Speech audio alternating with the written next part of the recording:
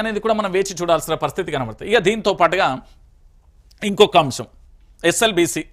మీ అందరికీ తెలిసిందే, ఎస్ఎల్బిసిలో ఆగిపోయిన రెస్క్యూ ఆపరేషన్ ఎన్ని రోజులండి? 21 రోజులండి. ఒక తల్లి ఒక బాబుకు జన్మనిచ్చిన తర్వాత 21 రోజులు అనేది సమయం ఎంత కీలకమో, ఈరోజు ఎస్ఎల్బిసికి సంబంధించి వాళ్ళ ప్రాణాల గురించి ఏం మాట్లాడతాం మీకు తెలుసు, నాకు తెలుసు. 21 రోజులు అవుతాను. ఏంది ఎస్ఎల్బిసిలో ఆగిపోయిన రెస్క్యూ ఆపరేషన్? సాంకేతిక కారణాలే అంటున్న అధికారులు మరోసారి రంగంలోకి.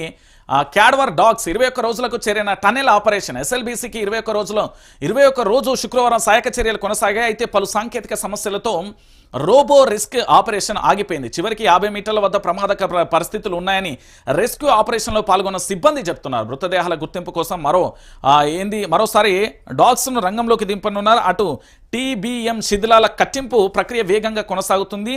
ఇక అన్వి రోబోటిక్స్ సంస్థకు చెందిన అటానమస్ హైడ్రాలిక్ పవర్డ్ రోబోను ప్రమాద స్థలానికి తీసుకొచ్చారు. రోబో ద్వారా టనెల్లో లోపల శిథిలాలను తొలగించడం, భూమిని తవ్వడం వంటి సహాయక చర్యలు చేపడతారట. 21 రోజులు 8 మందికి సంబంధించిన కుటుంబ సభ్యులు.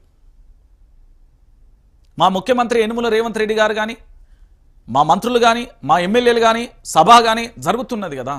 ఏమైపోయింది వాళ్ళ ఆచుకి? ఆ పరిస్థితులు ఏమైపోయినాయి? ఏడిపోతున్నాయి? ఏమైపోతుంది ఈ తెలంగాణలో?